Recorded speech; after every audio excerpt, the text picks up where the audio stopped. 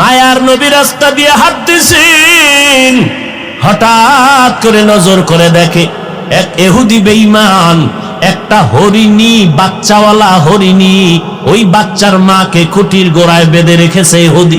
হরিণীটাকে 3 দিন খুঁটির গোড়ায় বেঁধে রাখলো। মা পাগলের মতো হয়ে গেছে, বাচ্চাগুলোরে পেলাম না, দুধ দিতে পারি না, কলিজা ছটফট করে। হঠাৎ ওই পথে মায়ার নবী হেঁটে যায়, হরিণী আমার নবীরে মোহাব্বতের সালাম জানায় দিল। সালাম জানাই আবদার জানায়, রহমতের নবী একটু যদি দয়া করতেন, আমাকে একটু ছেড়ে দেন, আমি বাচ্চাগুলোরে দুগ্ধ পান করায় আসবো। নবী চিন্তায় পড়ে গেলেন, আমি যদি খুঁটির গোড়ার থেকে রশিটা ছেড়ে দেই তো মালিকের অনুমতি নেই, হবে না। এখন মালিকের অনুমতি আনতে যেতে হবে। মালিক হলো ইহুদি আর আমি হলাম রাহমাতুল লিল আলামিন। আল্লাহ জানায় দিলেন, নবী যান, ইহুদির ঘরে যাবেন, এটা আপনার হেদায়েতের কারণ হয়ে যাবে। নবী দাইয়া ডাক দিয়ে কয়, ইহুদি ভাই, খুঁটির গোড়ায় তুমি হরিণী বেঁধে রেখেছো? বলে হ্যাঁ বেঁধে রেখেছি। কয় একটু সময় ছেড়ে দাও। কে তুমি? বলে আমি আব্দুল্লাহর সন্তান মুহাম্মদ। বলে আমগো বংশের লিডারেরা মুহাম্মদ রে খুঁজে মারার জন্য, তুমি সেই মুহাম্মদ নি? কয় আমি সেই মুহাম্মদ। কেন আসছো? বলে হরিণীটারে 3 দিন বেঁধে রাখছো। বলে হ্যাঁ, একটু যদি ছেড়ে দাও বাচ্চাগুলোর দুগ্ধ পান করাইয়া চলে আসবে। ইহুদি ডাক দিয়ে কয়, রে আব্দুল্লাহর সন্তান, আমি শুনছি আব্দুল্লাহর ছেলে মুহাম্মদের সবাই পাগল বলে, আসলেই তো তুমি পাগল। কারণ একটা হরিণীরে ছেড়ে দিলে বাচ্চারে দুগ্ধ পান করাইয়া আবার চলে আসবে, এটা কেমনে হয়? মায়ার নবী চোখের পানি ছেড়ে বলে, ইহুদি ভাই, তোমার অন্তরে যদি সন্দেহ হয় চলো, আমি মুহাম্মদের জিম্মাদারি দাও, আমার হাতে রশিটা দিবা, আমি রশি হাতের মধ্যে নিয়া হরিণীটাকে ছেড়ে দিব। তুমি ছুরি দিয়া যেই হরিণীর কল্লা কাটবা, ওই ছুরি নিয়ে তুমি দাঁড়াইয়া থাকবা। সময়ের মধ্যে যদি হরিণ এসে হাজির না হয়, যেই ছুরি হরিণের গলায় লাগাইতি, সেই ছুরি আমি মুহাম্মদের গলায় লাগায় দিবি। ইহুদি তরবারি নিয়ে দৌড়ায়, খুঁটির গোড়ায় গিয়া রশিটা ছেড়ে মুহাম্মদের হাতে দিস। মায়ার নবী ডেকে বলে, রে হরিণী, জলদি করে যাবি, তাকায় দেখ, ইহুদি তরবারি নিয়ে দাঁড়াইছে।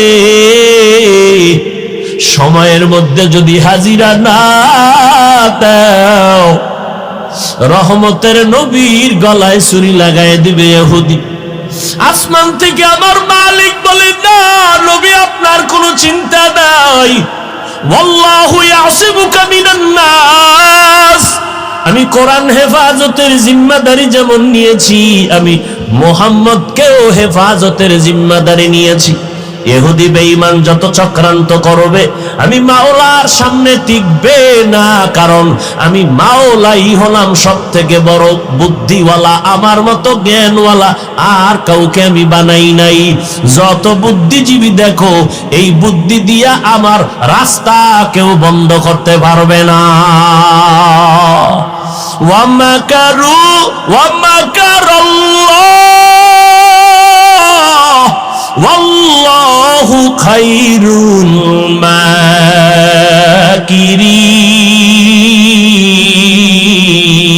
মাকিরিন। কাদের কুদরত দারি বরকামাল, আনতা রব্বি আনতা হাসবি যুল জালাল, তুহি কাদের জলিলুল্লাহ জাহাদার, বহর হালে তুহি মেরা নেগাহদার। মায়ার নবী হরিণীটারে ডেকে বলল, টাইমের মধ্যে আসবি। ইহুদি হাসে, পাগল না, এই হরিণীরে কি কয়, তাড়াতাড়ি টাইমের মধ্যে আসবা।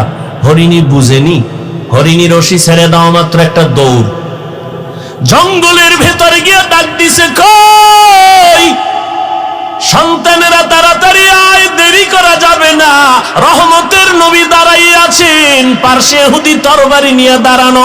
সময় যদি দেরি হয়ে যায়, মদিনার নবীর গলায় ছুরি লাগাবে বেঈমান দাঁড়ানো আছে।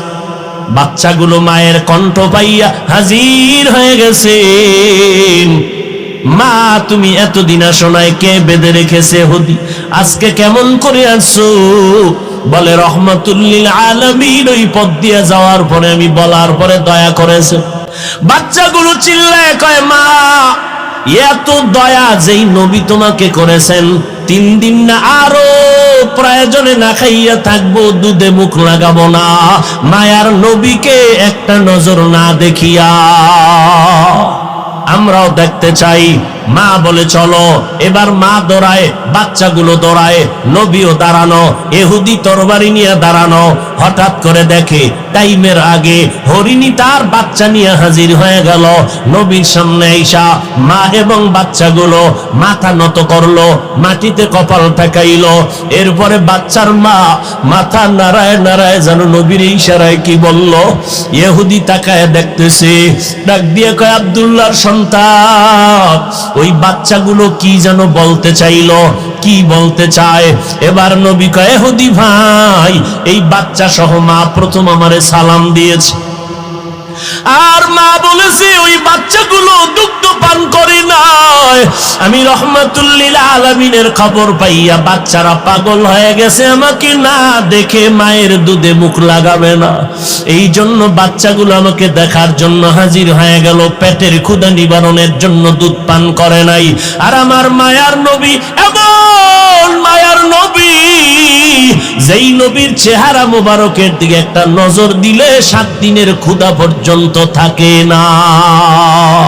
ইহুদি চোখের পানি ছেড়ে চিল্লায় কয়, রে মুহাম্মদ, তরবারিটা ফালাইয়া নবীর কদম ধরে কয়, রে মুহাম্মদ, জঙ্গলের হরিণী যদি তোমাকে চিনতে পারে আর আমি মানুষ হইয়া যদি চিনতে না পারি, আমার মতো নিমক হারাম কেউ নাই, আমারে মাফ করে দাও, আর আমাকে ঈমানের পোশাক পরায় দাও, জান্নাতের মেহমান বানায় দাও। আমার মায়ার নবীর কোনো বয়ান করা লাগে নাই।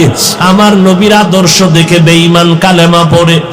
আজ ওই নবীর উম্মত হইছু রে যুবক, ওই নবীর উম্মত হইয়া আজকে চেহারার মধ্যে নবীর আদর্শ লাগাইতে পারলি না। কয়দিন আর বাহাদুরি করবি? নজর করে দেখ, তোর মতো কত যুবক লাশ হয়ে কবরে গেল। এমন একটা দিন নাই যেই দিন যুবকের লাশের খবর নাই। এই মহামারী চিত্রাং গেল, তুফান গেল কয়েকদিন আগে। এই তুফানের মধ্যে কত বান্দা চলে গেল।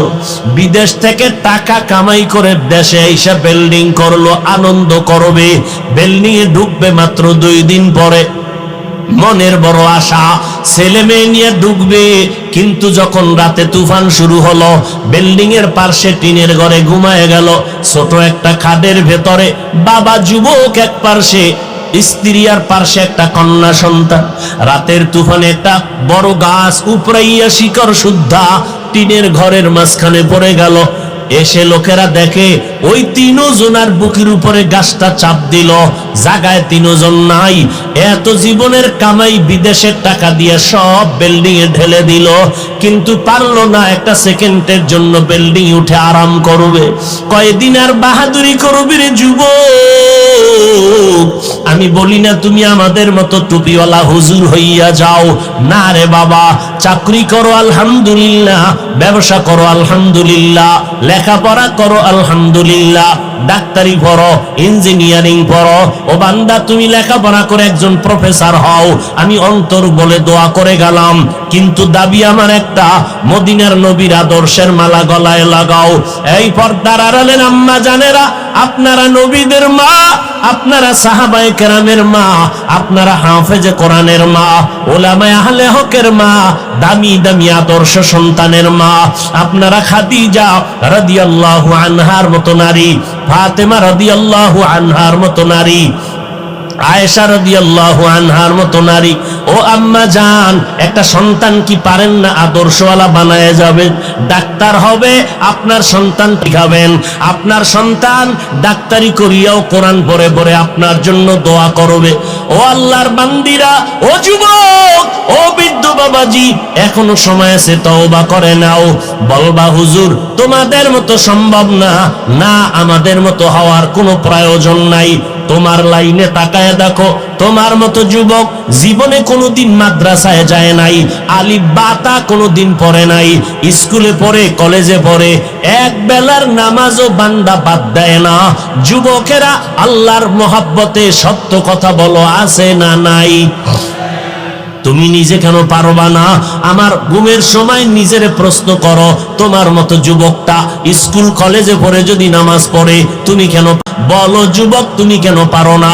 তোমার মতো যুবক রাস্তায় গাড়ি চালায়, এক বেলার নামাজও বন্ধ করে না, তুমি কেন পারো না? তোমার মতো সন্তান বান্দা, তুমি কেন পারবা না?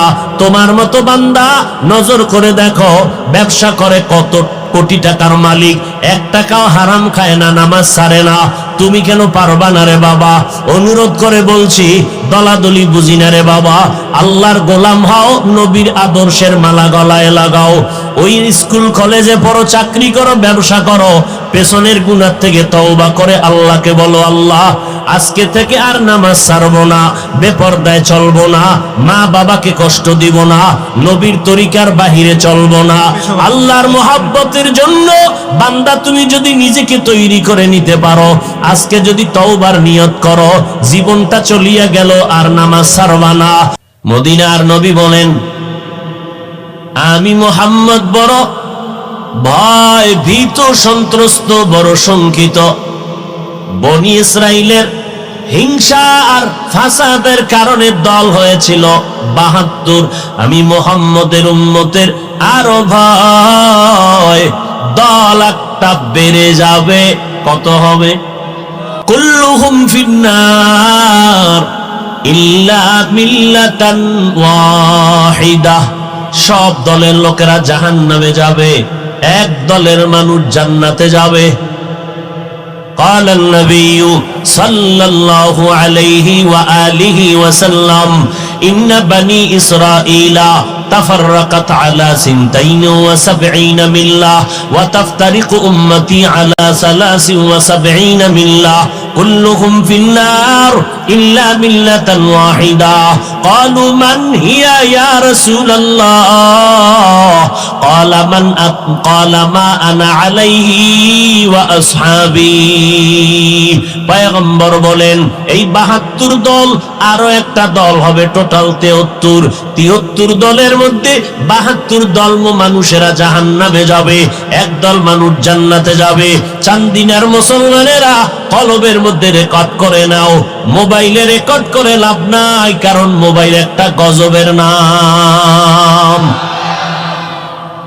মোবাইলে ফ্যামিলি ধ্বংস করলো, এই মোবাইলের কারণে চরিত্র নষ্ট হয়ে গেল, এই মোবাইলের কারণে সন্তানের লেখাপড়া ধ্বংস হয়ে গেল, এই মোবাইলের কারণে সন্তান মা বাবার মোহাব্বত ধ্বংস হয়ে গেল, এই মোবাইলের কারণে স্বামী আর স্ত্রী পর্যন্ত আলাদা হয়ে গেল, এই মোবাইলের কারণে তাজা তাজা প্রাণওয়ালা যুবকের গলায় ছুরি লাগলো, এই মোবাইলের কারণে আজ যৌবন শেষ, জীবন শেষ, চেহারা পর্যন্ত নষ্ট, ব্রেন নষ্ট, চোখের পাওয়ার নাই, কানের পাওয়ার নাই, হার্ট দুর্বল। ও বান্দা, রাতের দেওয়া আল্লাহর নেয়ামতের ঘুম নাই, অথচ সারাদিন 12 ঘন্টা যদি তুই ঘুমাও, রাতের 1টা ঘন্টার বরকত 12 ঘন্টায় পাবি না। মোবাইলের গজবে রাতের নেয়ামতের ঘুম কেড়ে নিল। সমস্ত দুনিয়ার স্বাস্থ্য বিজ্ঞানীরা বলে, সারা রাতের ঘুম সারা দুনিয়ার মানুষের জন্য শরীরের মহা ঔষধ। আর সেই নেয়ামতের ঘুমটা কাটাইলি না, ঘুমাইলি না, সজাগ হইয়া কাটাইলি কি করে? মোবাইলের স্ক্রিনে তাকাইয়া কবিরা গুনার প্র্যাকটিস করে, বেগানার চেহারা দেখে দেখে কাটাইলি। আয়নার সামনে তাকায় দেখ, তোর চেহারায় কোনো আকর্ষণ নাই, কাটন হয়ে গেছো। আবার নবীর সুন্নতের জবাই করে বেঈমানের পা চাটা গোলাম হইয়া চুলগুলো কেটে ভাল্লুকার ইন্দুর বান্দর হয়ে আছো। চুল কাটার মধ্যে কি আমার মদিনার নবীর আদর্শ নাই? মদিনার নবীর আদর্শ বাদ দিয়ে কেন বেঈমানের পা চাটা গোলাম হয়ে গেলা? আবার যদি চাপাবাজি করো আমি নবীর আশিক, কিয়ামতের ময়দানে আল্লাহর নবী বলবেন যা ভেগে যা, আমার সুন্নাত জবাই করেছ। আমি নবী বলে দিলাম তুই আমার উম্মত না, আমি তোর নবী না। ৭২ দল জাহান্নামী, এক দল মাত্র। কথাগুলো ভালো করে রেকর্ড করেন কলবে, ভালো করে। এই যে ৭২ দল জাহান্নামী, এরা কেউ হিন্দু না, এরা কেউ বৌদ্ধ না, এরা কেউ খ্রিস্টান না, এরা কেউ ইহুদি ধর্মের লোক না। এই যে ৭২ দল জাহান্নামী হবে, সব হবে মুমিন মুসলমান। সব কি? মুমিন মুসলমান। একদল মুমিনেরা জান্নাতে যাবে, ৭২ দল মুমিনেরা জাহান্নামে যাবে। কেন? কয় মুমিন দাবি করছে নামাজ পড়ে নাই, মুমিন দাবি করছে রোজা রাখে নাই, ইমানদার দাবি করেছে নবীর সুন্নাত মানে নাই, ইমানদার দাবি করেছে হালাল উপার্জন পেটে ঢুকায় নাই। এত বড় কপাল পোড়া, এত বড় গাদ্দার, নিজেও হারাম খাইয়া নিজের কলিজাটারে নষ্ট করেছে, ঘরের নাবালেগ বাচ্চাগুলোকেও হারাম খাওয়াইয়া তাদের রক্ত নাপাক করেছে। এর মতো আল্লাহর দুশমন, মানবতার দুশমন এই জমিনে কেউ হতে পারে না। বলো সন্তানের বাবারা, তোমার শিশু বাচ্চার তো কোনো গুনাহ নাই, কোন অপরাধের কারণে ওরে সুদের টাকা দিয়ে খানা খাওয়াইতেছো? বলো। ওর রক্ত তো, তোমার ঘরের স্ত্রীর রক্ত তো পিওর, ওই বাচ্চাটার কোনো আমল নামা নাই, গুনাহ নাই, এরপরও গায়ের জোরে খাওয়াইতেছ। লিখে রাখো এই সন্তান কোনোদিন মানুষ হবে না। লিখে রাখো, আল্লাহর কসম করে বলছি, এই হারাম খাওয়াইয়া সন্তানরে বড় বানাবা, মরণের আগে সন্তান কোনোদিন মা বাবার খেদমত করবে না। অন্যায় করে বাবায়, সন্তানের উপরে কেন বিপদ? শিশু বাচ্চার তো কোনো অন্যায় নাই, ওই বাচ্চার পাওটা হঠাৎ ভাঙলো কেন? আব্বাজানেরা জবাব দেন।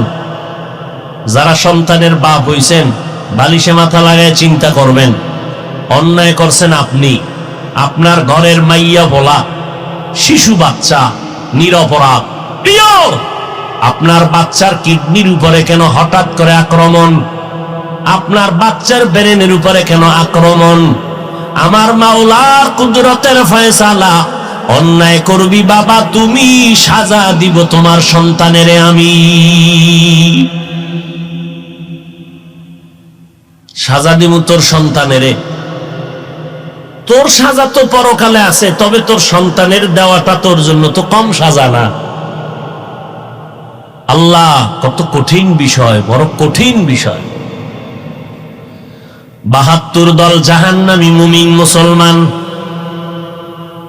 একদল মুমিন জান্নাতে যাবে। সাহাবায়ে কেরাম জানতে চাইলেন নবী ওই দলটার পরিচয় কি? নবী বলেন দুইটা পরিচয়, মা আনা আলাইহি ওয়া আসহাবি। এক নাম্বার, আমি মুহাম্মদকে মানিয়া চলবে। ২ নাম্বার পরিচয়, আমার ছাত্র, আমার সাহাবায়ে কেরামদেরকেও মেনে চলবে। কি বুঝলেন? যারা বলে আমরা মুহাম্মদ রে মানি কিন্তু সাহাবায়ে কেরামদের মানে না, ওমরে ফারুক রে বেদাতি ভণ্ড কয়, ওসমান রাদিয়াল্লাহু তাআলা আনহুর বিরুদ্ধে ইশারা ইঙ্গিতে বক্তায় বয়ান করে, মুআবিয়া রাদিয়াল্লাহু তাআলা আনহুর বিরুদ্ধে কথা বলে। এক কথায় যারা সাহাবায়ে কেরামদেরকে আদর্শ মানতে পারে না, এদেরকে চিহ্নিত করে নাও, এরা মুমিন ঠিক, মুসলমান ঠিক, মাওলানাও ঠিক, তবে ৭২ দল জাহান্নামীদের অন্তর্ভুক্ত। সাহাবায়ে কেরামদের বিরুদ্ধে কথা বলনেওয়ালা আসেনি? কথা বলেন না কেন? আরে ভাই কেমনে বলি, বলতেই তো হবে। গীবত হলেও বলতে হবে, কারণ গীবত করা হারাম। 4 কারণে গীবত করা ওয়াজিব। ইসলামের ব্যানার লাগাইয়া যদি কোনো মাওলানা মুমিনের ঈমান চুরি করে, আমল চুরি করে, আহলে হক আলেমদের দায়িত্ব তার নাম, গোষ্ঠী, শুদ্ধা, ঠিকানা সহ উম্মতের জানাইয়া উম্মতের সতর্ক করো, ওই ভণ্ডের কাছে যেন না যায়। গীবত হইলেও এই গীবতে সওয়াব হবে। ইসলামের ব্যানার টানাইয়া একজন মাওলানা বয়ান করে বলে, জুমার নামাজের আগে সুন্নতের প্রয়োজন নাই। আর একজন মাওলানা বলে, নবীরা ভুল করেছিলেন, আমার আল্লাহ নবীদের দিয়া ভুল করাইছেন। এটা ইন্ডিয়ার খবর না, বাংলাদেশের তাজা খবর।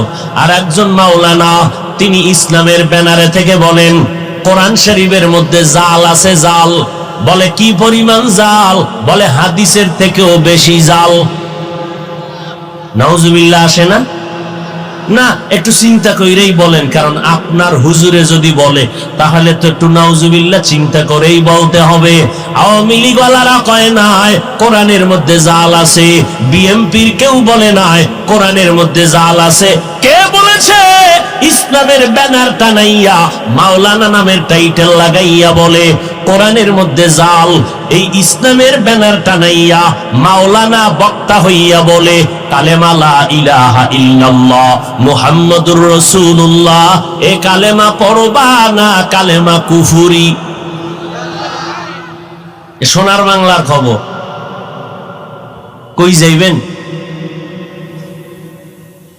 ওই মাওলানা সাহেব কোরআনের মধ্যে জাল আছে, নবীরা ভুল করেছেন, কালেমা কুফরি বলার কারণে যেমন ভণ্ড, তোমরা যারা সেই বক্তা মাওলানার ভক্ত দাবি করিয়া চুপ থাকবা, প্রতিবাদ যদি না জানাও, তুমি চুপ থাকার কারণে তুমিও ভণ্ড। মেরা এজাজো করদন বেহিসাব খলকে রাদাদন জওয়াবে বাসওয়াব হক নাদারাত দোস্তে খলকা জারেরা নিস্তে ই খসলত একে দিনদারেরা। বেঈমানের কাছে তাবলীগ করব। এই তাবলীগের দুশমনেরা কয়, তোমরা মুসলমানের কেন তাবলীগ করো? তোমরা হিন্দুদের কাছে যাও, হিন্দুদেরকে দাওয়াত দাও, খ্রিস্টানদেরকে দাওয়াত দাও, তাদের কাছে আমার মোহাব্বতের দাবি। আমারে তোমরা মিলিয়া সবাই হিন্দু পাড়ায় পাঠায় দাও, যাব। আমাকে তোমরা খ্রিস্টান পাড়ায় পাঠাও, গির্জায় গিয়া দাওয়াত দিব। কিন্তু কখন? 12টা মাস ফজরের পরে বয়ান, জহুরের পরে বয়ান করলাম বিবাড়িয়া নবীনগর, এখন বয়ান করি এখানে, আগামী আবার রাত্রে চলে যাব আর এক জায়গায়। 12টা মাস 365 দিনের একটা দিনও কম নাই। ফজরের পরে বয়ান, মাগরিবের পরে বয়ান, এশার নামাজের পরে বয়ান। পারলে মানুষ চায় ফজরের আগে বয়ান দিবেন, রাত্র 3টায় দিলেও নিবে, রাত্র 4টায় দিলেও নিবে। এই বয়ানগুলো কারে করি? মুসলমানের এই তো করি, পায়ে ধইরা ধইরা বয়ান করি। মনে হয় জানো আপনাদের টাকার কেনা গোলাম আমি, এত বিনয় হইয়া বয়ান করি, পায়ে ধরে ধরে বয়ান করি। বয়ান করে কি বুঝাই জানেননি? চরমনাই না গেলে জাহান্নামে যাবে, তাবলীগ না করলে জাহান্নামে যাবে। এই কথা তো একবারও বলি না। পাঁচকল্লি টুপি মাথায় না দিলে জাহান্নামে যাবে, একবারও বলি না। কওমি মাদ্রাসায় না পড়লে গুনাহ হবে, একবারও বলি না। এত চিল্লাইয়া 12টা মাস খানা নাই, ঘুম নাই, এত কষ্টের উপরে কষ্ট। ও আল্লাহর বান্দারা, বুঝাইয়া এত চিল্লাইয়া 2টা স্লোগান অন্তরে ঢুকাইতে চাই। ও দুনিয়ার নবীর আশিকের দল, 2টা স্লোগান কলবের মধ্যে ঢুকাও। যতদিন বেঁচে থাকবা গোলামি করবা আমার আল্লাহর, যতদিন বেঁচে থাকবা আদর্শ মানবা মদিনাওয়ালার। কোন পীর সাহেবের গোলামি করা যাবে না, হারাম। কোন পীরের আদর্শ মানা যাবে না, হারাম। আল্লাহর গোলামি কেমনে করবা? অন্ধের মতো গোলামির ব্যাখ্যা হলো কোনো প্রশ্ন নাই, এটা এমন কেন, ওটা এমন কেন।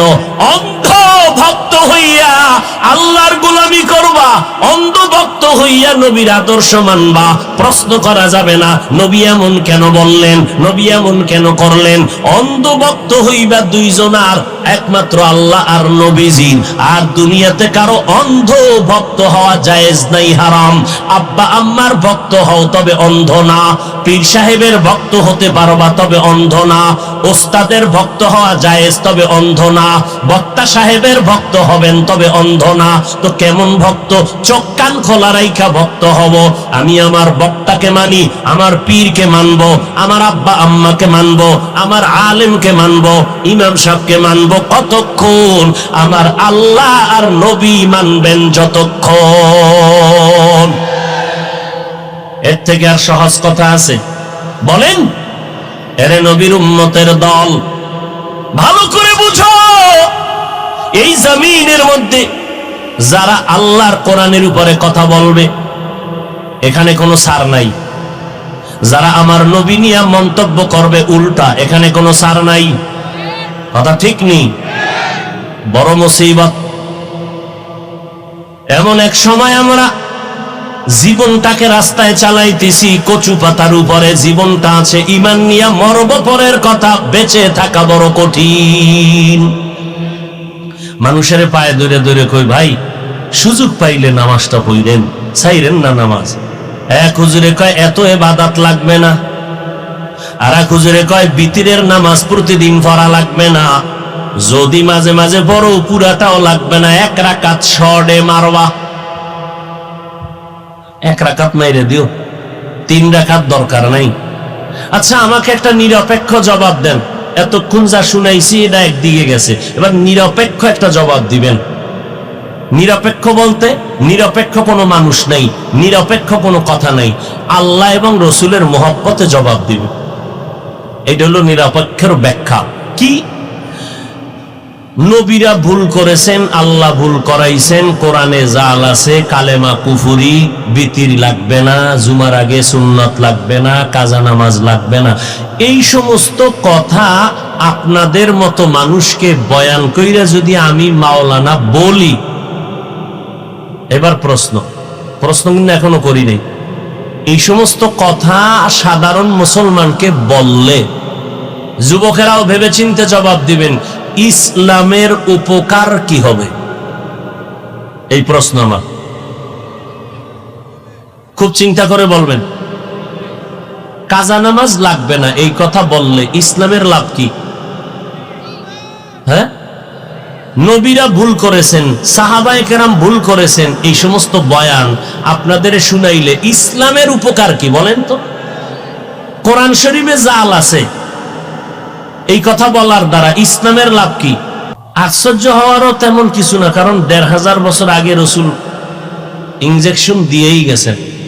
قال النبي صلى الله عليه وآله وسلم ألا إن شر الشر شرار العلماء وإن خير الخير خيار العلماء।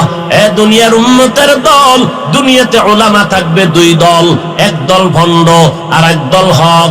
উলামা এক দল ভণ্ড, এদের মতো খারাপ আলেম মানুষ জমিনে আর কেউ হবে না। আবার এক দল উলামা থাকবে চূড়ান্ত ভালো, এদের মতো ভালো মানুষ জমিনে আর থাকবে না।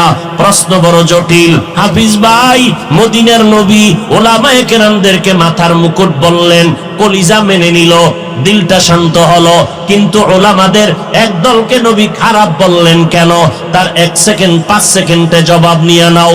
এই জমিনে লক্ষ লক্ষ গাঞ্জা করেরা, মদ করেরা, জুয়া খেলনেওয়ালারা ইসলামের যেই পরিমাণ ক্ষতি করতে না পারবে, একজন টুপিওয়ালা ভণ্ডের দ্বারা ইসলামের ক্ষতি আরো 1000 গুণ বেশি হয়ে যাবে। আল্লাহ হেদায়েত দান করুন। আল্লাহ মুমিনকে কেন বললেন সাহায্য কামনা করো, বেঈমানকে কেন বলেন না বেঈমানেরা জান্নাত পাবে না, জান্নাত পাবে শুধু মুমিন? আবার মুমিনের মধ্যে 72 দল জাহান্নামী, এক দল জান্নাতি। ওই এক দলের পরিচয় শুধু মুহাম্মদ রে মানলে হবে না, সাহাবায়ে কেরামদেরকেও মানতে হবে।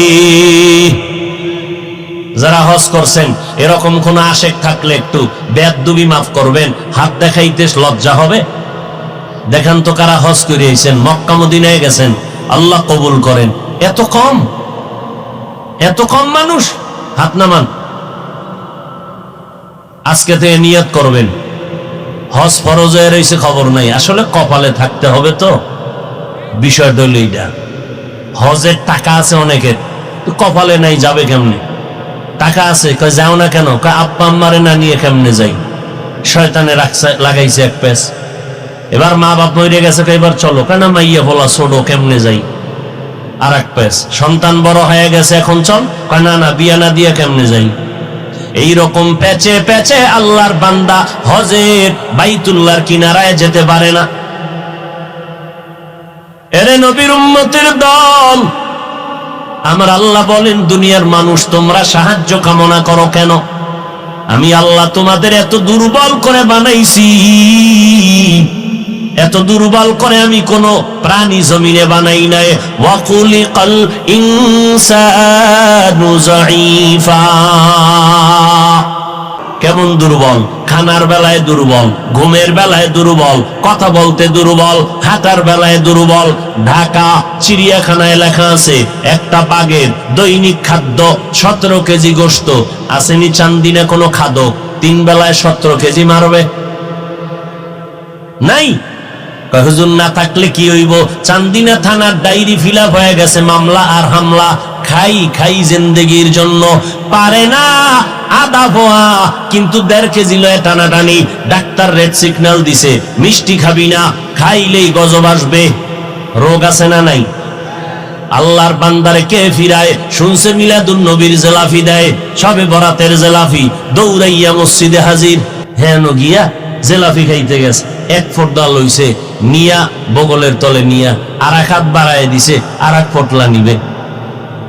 এক বেচারা পিছনে তাকায় দেখে, আমি একটাই পাই নাই, এ 2টা লয়ে টানে কেন? বগলের তলের লয়ে দিছে, দৌড় ধরছে পিছন দিয়া তারে, দইরা হোমানে কিলাকিলি, জেলাফি পায়ের তলে ভর্তা। এমন কিলাকিলি লাগছে, না জেলাফি ভাইল, না আরামে দুটো কথা বলতে পারলো, এমন কিলাকিলি। মসজিদ থেকে বাইর হইয়া আসমানের ডাকায় কয়, আসমানের দিকে নজর করে, আল্লাহ তুমি আসনি? কয় আসি। এই মসজিদ আর আইনো না খোদা, জেলাফি পাইলাম না কেন? এর নাম বাঙালি। এর নাম কি? বাঙালি। আমরা খানার বেলায় বড় দুর্বল। বড় বড় সমুদ্রের ভেতরে বড় বড় মাছ আছে, নীলতিমি। এক একটা নীলতিমির দৈনিক খানা 1000 কেজি চিংড়ি মাছ। কে খাওয়ায়? বড় বড় পাহাড়, কোহে কাফ, ওই পাহাড়ে প্রাণী বসবাস করে, সিমরক। এক একটা সিমরগের জন্য দৈনিক খানা 40টা মোটা তাজা হাতি। কে খাওয়ায়? সমুদ্রের একটা মাছ না খাইয়া মরে না, জঙ্গলের কোন প্রাণী না খাইয়া মরে না। আশরাফুল মখলুকাত মানুষ কেন না খাইয়া কষ্ট পায়? গাদ্দারি করো যে, এই জন্য। জঙ্গলের প্রাণী আল্লাহর ডিউটি পালন করে, কারোর সাথে বেয়াদবি করে না। নদীর মাছ বেয়াদবি করে না, এই জন্য ওদের রিজিক বন্ধ হয় না। আর মানুষ, আমার আল্লাহর দেওয়া বাতাস, আমার আল্লাহর দেওয়া সূর্যের আলো, চাঁদের আলো, এত নেয়ামত পাইছো। এই জমিনটা নিজের টাকা দিয়ে কিনছেন, রেজিস্ট্রি করলেন, করিয়া এবার মিস্ত্রি ভাড়া করলেন, রড সিমেন্ট বালু দিয়া 3 তলা বিল্ডিং করলেন, ডুপ্লেক্স। বিল্ডিং করার পর 65টা ইওয়ালা অফিসার কয় ট্যাক্স দিবা আগামী বছর।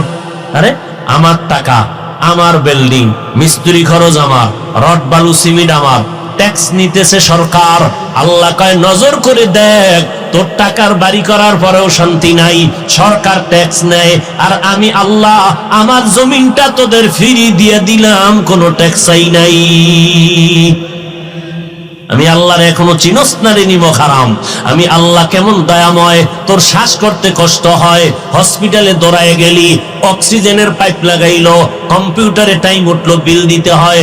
আল্লাহ বলেন নজর করে দেখ, আমি আল্লাহ তোর জন্য বাতাসটারে ফ্রি বানায় দিলাম, কোনো বিল নাই। পানি দরকার, দোকানে যাবি, পানির বোতল 10 টাকা, 15 টাকা, আমি আল্লাহ পানিটারে তোর জন্য ফ্রি বানায় দিলাম।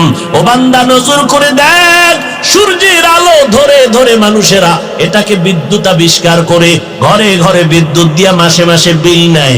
আল্লাহ কয়, আমার সূর্যের আলো বান্দা তোদের জন্য ফিরি দিলাম, একটা টাকাও জীবনে বিল চাইলাম না। কেন? আমি আল্লাহ তোদের বেশি মোহাব্বত করি, এই জন্য সব ফিরি দিয়া দিলাম। আল্লাহ আমাদের বেশি মোহাব্বত করেন, এই জন্য এত অন্যায় করার কারণেও আল্লাহ রাগ করেন না। আবার আর এক জায়গায় আর একটা মোহাব্বতের লোক আছে, রাহমাতুল লিল আলামিন, তিনি আমাদের নবী। এই জন্য অন্য নবীর উম্মতেরা গুনাহ করলে চেহারা পাল্টায়া যাইতো, আমরা আখিরি নবীর উম্মত হওয়ার পরে গুনাহ করার কারণে চেহারা কেন পাল্টায় না? একমাত্র রাহমাতুল লিল আলামিনের উম্মত হওয়ার বরকতে। কিন্তু চিনলি না রে মানুষ, ওই নবী কেমন?